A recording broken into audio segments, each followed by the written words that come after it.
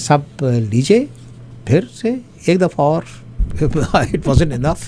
So It wasn't enough. It wasn't enough. So एक दफ़ा और आपने बर्दाश्त करना पड़ेगा. हाँ, वरना कान पकड़िए 10 दफ़ा ऊपर नीचे बैठिए, फिर मैं नहीं होगा.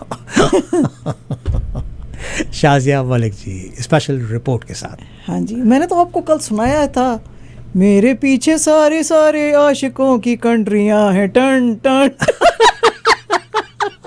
लोग जो है उन्होंने मुझे कहा आपकी व्हाइट हाउस ड्रग स्टोरी बहुत अच्छी लगी, तो बस मैंने कहा फिर ये एक और स्पेशल रिपोर्ट आपके लिए. हाँ, एक और आपके लिए स्पेशल रिपोर्ट लाते हैं. हैं जी, ठीक है. ये अच्छा जी, वाशिंगटन पोस्ट की रिपोर्ट है. आरफा बाजी जो है जाहिर है कि सारा फन तो खराब कर ही चुकी हैं. उन्होंने आपको बता दिया है कि ये क्रिस्टोफर नॉलन की कल जो मूवी आ रही है, ये रॉबर्ट ओपनहीमर के ऊपर आज आ गई है. फ्राइडे को आज रिलीज हुई है, आज इट हिट थिएटर्स टुडे.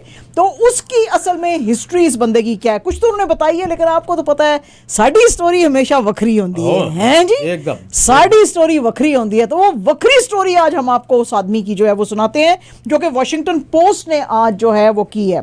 और आपको पता ही है कि इन्होंने बनाया था एटॉमिक बॉम्ब, और इसका जो प्रोजेक्ट का नाम था वो था मैनहट्टन प्रोजेक्ट. जो मैनहट्टन प्रोजेक्ट था, जो मैनहट्टन प्रोजेक्ट जो है उसके ऊपर आज ये वॉशिंगटन पोस्ट की स्टोरी है, जिसके के अंदर सैकड़ों a large team of scientist जो थी उसको किया गया था इन्वॉल्व इसकी डेवलपमेंट के लिए. ये सारी की सारी डिटेल्स जो है इनके जो बायोग्राफर थे रॉबर्ट ओपनहीमर के, उन्होंने ये लिखी हैं. और ये बायोग्राफी लिखी थी काई बर्ड और मार्टिन शर्विन ने, और उसके अंदर इन्होंने बहुत सारी डिटेल्स दी हैं. उन्होंने कहा जी कि जिस वक्त 1945 अगस्त में ये जो सेलिब्रेट किया जा रहा था अमेरिका में, ये जो बॉम्बिंग हुई थी हिरोशिमा और नागासाकी की, और ये जो थे जिनको के फादर ऑफ बॉम्ब कहा जाता था रॉबर्ट ओपनहीमर, ये कुछ ज्यादा खुश नहीं थे. आपको पता ही है कि की बर्ड जो को ऑथर हैं of 2005 Pulitzer Prize winning biography of US Prometheus, The Triumph and Tragedy of J. Robert Oppenheimer, उनके ऊपर जो है उसमें ये सारी उन्होंने डिटेल्स जो हैं वो बताई हैं. एक सेक्युलर जूइश फैमिली में ये न्यूयॉर्क सिटी के अंदर पैदा हुए थे, और पढ़ाई इन्होंने की थी मैनहट्टन एथिकल कल्चरल स्कूल के अंदर, और इतने काबिल थे ये कि just with in 3 years he graduated from Harvard university. Just with in 3 years. हाँ जी, लेकिन वो कहते हैं कि he was not without struggles. इनको बेतहाशा मेंटल हेल्थ इश्यूज थे, और जिस वक्त ये कैम्ब्रिज यूनिवर्सिटी में गए तो उन्होंने ऐसी कुछ हरकतें की जिसकी की वजह से इनको जो है प्रोबेशन पे डाल दिया गया था. लेकिन थे ये इतने ब्रिलियंट कि उन्होंने कहा निकालेंगे हमको नहीं. उसके बाद क्या हुआ जी, सेकेंड वर्ल्ड वॉर हो गई 1939 में, और ये जो हैं ये बड़े ही उस वक्त तक ट्रांसफॉर्म हो गए थे. उस वक्त तक अमेरिका के मोस्ट रिस्पेक्टेड फिजिशियन इनको समझा जाता था, और ये थे काम कर रहे थे यूनिवर्सिटी ऑफ कैलिफोर्निया बर्कली के अंदर, अगेन जो one of the top universities है. And he fell in love with John Tetlock. अब ये जो थी लेडी, इनका ताल्लुक जो था कम्युनिस्ट पार्टी के साथ था, लेकिन चूंकि इनका प्यार हो गया था तो ये कुछ इतना खुल के बाहर आके कम्युनिस्ट पार्टी को या कम्युनिज्म को इतना जो है वो करते नहीं थे, कंडेम नहीं करते थे. और लोगों का अमेरिका के अंदर बड़ा कंसर्न था कि ये जो हमारा टॉप जो साइंटिस्ट है ये कम्युनिस्ट पार्टी के को क्यों नहीं कंडेम करता है. बहरहाल जी उन्होंने कंडेम क्या करना था, और उनकी जो काबिलियत थी उसमें इनको प्रिवेंट नहीं किया जा सका कि इनको पीछे रखा जाए. प्रेसिडेंट रूजवेल्ट जो थे, प्रेसिडेंट फ्रैंकलिन रूजवेल्ट, उनको इनके बारे में पता चला. उन्होंने अर्ली 1942 में इनको बुलाया और इनको कहा जी कि मैं बहुत ही एक सीक्रेट प्रोजेक्ट शुरू कर रहा हूं, तो उसके अंदर मैं सारे अमेरिका से साइंटिस्ट जो हैं वो मंगवा रहा हूं, तो क्या तुम उसके ऊपर काम करोगे. अच्छा, अब ये रूजवेल्ट साहब का सीक्रेट प्रोजेक्ट जो था इसकी भी एक हिस्ट्री थी. 3 साल पहले अल्बर्ट आइंस्टाइन ने रूजवेल्ट को एक लेटर लिखा था, और उस लेटर में उसने कहा था कि ये जो न्यूक्लियर फिजन है इसमें एक ब्रेक थ्रू आ सकता है, जो कि हमने फाइंड तो कर लिया है, लेकिन एक मिसिंग लिंक है. अगर वो आ जाए तो हम एक ऐसा पावरफुल बॉम्ब बना सकते हैं जो कि इससे पहले दुनिया में कभी नहीं बना होगा. उसी चीज को आगे लेके चलते हुए फ्रैंकलिन रूजवेल्ट जो थे वो उन्होंने इनको बुलाया और उन्होंने कहा जी कि तुम जो है मैं चाहता हूं कि इस टीम के अंदर हो. लेकिन जब इनके साथ बातचीत उन्होंने की तो उनको पता चल गया कि इसको लीड सिर्फ जो है वो ये ही कर सकते हैं. और उसमें फिर इन्होंने इनको कहा कि जी हम एक जो है एक बनाएंगे, एक पूरी टीम बनाएंगे और साइंटिस्ट जो हैं, जिसमें कि पहले भी आपको बताया अमेरिका से बुलाएंगे। उस चीज के ऊपर जो है ऑलरेडी ये जो ओपनहीमर साहब हैं कोई हौले हौले काम कर रहे थे। 1942 समर में इन्होंने काफी सीक्रेट सेमिनार्स बर्कली के अंदर ही किए थे, जिसके अंदर टॉप यूएस साइंटिस्ट जो थे और फिजिसिस्ट जो थे उनको बुलाया था और उनको एक पॉसिबल बॉम्ब जिसका के जिक्र आइंस्टाइन कर चुका था उसकी आउटलाइन ये दे रहे थे, क्योंकि ये उस वक्त तक उस पर खुद भी कैलकुलेशंस कर रहे थे। मतलब ये इतने ज्यादा स्पेसिफिक थे कि इनको पता था कि ये किस तरह से करना है।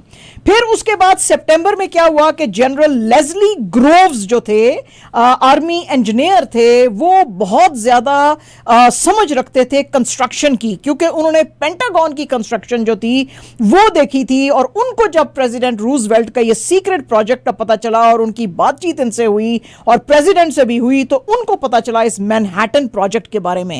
उनको ये बात समझ आई, ये जो थे लेस्ली ग्रूव्स, के अगर इस तरह का कोई एटॉमिक बॉम्ब या कोई चीज बनानी है तो उसके लिए बहुत ही एक स्पेसिफिक किस्म की बिल्डिंग होनी जरूरी है, जैसे कि पेंटागन बनाई गई है। और फिर उन्होंने उसमें कहा कि इस चीज को लीड कौन करेगा, इसको बनाएगा कौन।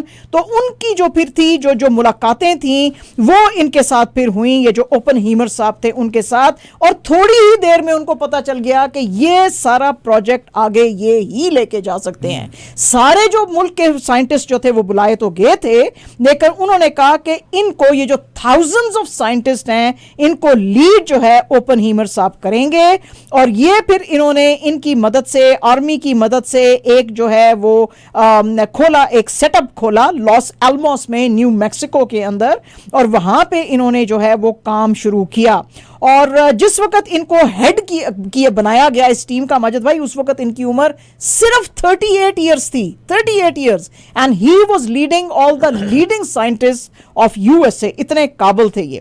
उसके बाद एक रिपोर्ट आई थी जी 1995 में द अटलांटिक में, कि जिसमें के कहा गया कि जी जिस वक्त इन्होंने हिरोशिमा और नागासाकी के ऊपर ये बॉम्ब्स मारे और ये जिस वक्त इनके तजर्बे भी किए, तो साइंटिस्ट और टेक्नीशियंस भी बड़े खुश थे जो थे ये बड़े अमेरिका भी खुश था। उससे पहले जब इन्होंने ये अचीव किया था एटॉमिक बॉम्ब, जब वो जो मिसिंग लिंक था वो जब पूरा इन्होंने करके जब बॉम्ब बनाया था, उस वक्त भी जब खुशी का बड़ा इजहार किया गया था, तो इन्होंने बड़े उस वक्त एक सेंटेंस बोला, अफसोस का इजहार किया। उन्होंने कहा काश मैं ऐसे वक्त में इस चीज को बना लेता कि हम जर्मनी के ऊपर इसको यूज कर सकते। उसके बाद क्या हुआ जी कि जिस वक्त ये बॉम्ब जब हिरोशिमा और नागासाकी के ऊपर अप्लाई किया गया और उसकी डेवस्टेशन इन्होंने ओपनहीमर साहब ने देखी, तो ये प्रेसिडेंट उस वक्त तक चेंज हो चुके थे। उस वक्त अमेरिका का प्रेसिडेंट हैरी ट्रूमैन बन चुका था। हैरी ट्रूमैन के पास ये गए बड़े ही बोझल दिल के साथ और उन्होंने कहा I have blood on my hands. उस वक्त इनको पता चला कि इन्होंने कितनी डेडली चीज बना ली है, and he had actually turned against this bombing। उससे पहले ये इतने स्पेसिफिक थे कि जब किसी को कभी देते थे, जो मिलिट्री वालों को या यूएस गवर्नमेंट को जब कोई देते थे, इंस्ट्रक्शंस देते थे, तो यहां तक देते थे कि बॉम्ब जो है उसको क्लाउड्स में से नहीं लेके जाना, जो रेडार बॉम्बिंग नहीं उसके अंदर उसका टारगेट में होनी चाहिए। ये आपने उस वक्त ड्रॉप करना है जब आपको नजर आ रहा होए, रेन में ड्रॉप नहीं करना, बहुत ऊंचा ले जाके डेटोनेट नहीं करना, बिल्कुल टारगेट से इतने एंगल पे जाके आपने इसको करना है। यानी यहां तक स्पेसिफिकेशंस थी इनकी। लेकिन जब डेवस्टेशन देखी तो ये बहुत डर गए। उसके बाद इन्होंने जब हैरी ट्रूमैन से, हाँ, गिल्टी कॉन्शियस हो गए बेताशा। जब हैरी ट्रूमैन के साथ इन्होंने बात की तो जो जाहिर है कि प्रेसिडेंट ट्रूमैन बेतहाशा इनसे नाराज हो गए, क्योंकि ये तो एक ह्यूज किस्म की वो थी, वो इनकी विक्ट्री थी जिसमें कि जिसकी वजह से सेकेंड वर्ल्ड वॉर ये लोग जीते थे। तो उन्होंने कहा, उन्होंने इसका नाम रख दिया क्राई बेबी। और ट्रूमैन ने अपने स्टाफ को कहा कि खबरदार आइंदा ये क्राई बेबी मुझे नजर आया, I am the president of USA, let me worry about these things. ये जो डेवस्टेशन हुई हैं, क्योंकि इसने कहा बेताजा लोग मरे हैं, उसने कहा लोग मर रहे हैं या डेवस्टेशन हो रही हैं, let me worry about it. इस क्राई बेबी को मेरे से अलहदा रखो। और बिल्कुल उसने इसको एक्सकम्युनिकेट कर दिया। उन्होंने कहा कि मुझे आइंदा नजर ना आए ये आदमी जो है, ये जो है बड़ा अपने आप को साइंटिस्ट समझता है, इसको बिल्कुल अपने से दूर रखो। उसके बाद कहा जाता है जी कि ओपनहीमर की जिंदगी में बेतहाशा चेंज आई। सारी जिंदगी इन्होंने गिल्ट में गुजारी, इनको बड़ा गुस्सा रहा कि इन्होंने ये इस तरह की चीज़ जो है क्यों बनाई है और इनको इस तरह की चीज़ नहीं बनानी चाहिए थी। इनका ख्याल नहीं था कि इस तरह की चीज़ जो ये बना रहे हैं वो अमेरिकन गवर्नमेंट यूज़ भी एक्चुअली करेगी। ये तो सिर्फ जो आइंस्टाइन का वो जो मिसिंग लिंक था उसको पूरा करके एक साइंटिफिक जो है वंडर दुनिया को देना चाहते थे, इनका जो था एज अ साइंटिस्ट। लेकिन उसके बाद जो है ये कहते हैं जी कि बिल्कुल इन्होंने बाकी की ज़िंदगी लो प्रोफाइल होके हार्ट ब्रोकन गुजारी, क्योंकि उनको जब ये सारा कुछ इन्होंने ये एटॉमिक बॉम्ब का ये सारा जो देखा और देखा कि किस तरह अमेरिकन गवर्नमेंट जो है इसके ऊपर इतना खुश हो रही है, तो ये बर्दाश्त नहीं कर सके। कहते हैं वहाँ पे जो उनके जो ऑटोबायोग्राफी जिन्होंने लिखी है, ये जिन लोगों ने ये जो है किया, काई बर्ड और मार्टिन शर्विन ने वो कहते हैं जी कि ये एक साइंटिस्ट था और इनोवेशन पे बिलीव करता था और ये चीज़ों को इनोवेट करना चाहता था, डेवलप करना चाहता था। इसका कभी भी ये ख्याल नहीं था कि हम ऐसी कोई चीज़ें बनाएंगे जो हम ह्यूमैनिटी के अगेंस्ट भी इस्तेमाल कर सकते हैं। तो फिर पैन की इसकी पावर का भी इसको अंदाज़ा नहीं था, असल में पावर का अंदाज़ा नहीं था इसका। तो कहते हैं कि वो फिर सारी ज़िंदगी जो है वो इनकी फिर बहुत बहुत तकलीफ़ में कटी जो है वो ये है। तो जनाब ये है हमारी आज की स्टोरी और इसी के ऊपर क्रिस्टोफर नोलन की जो आरफा जी ने आपको बताया कि वो आज जो मूवी बनी है इसके सिनेरियो में है। लेकिन बहरहाल जी 2 प्रेसिडेंट्स इसके अंदर इन्वॉल्व हैं अमेरिकन, एक तो रूजवेल्ट साहब, एक ट्रूमैन साहब, और जो है उसमें फिर आप सोच लें कि जो है फिर क्या क्या होता है बड़े बड़े मुल्कों में, फिर क्या क्या कुछ होता है जी। जैसे आज जनता जो है ओबामा साहब से बड़ी सड़ी हुई है, वैसे इनसे भी सड़ी हुई है। कल ओबामा साहब ने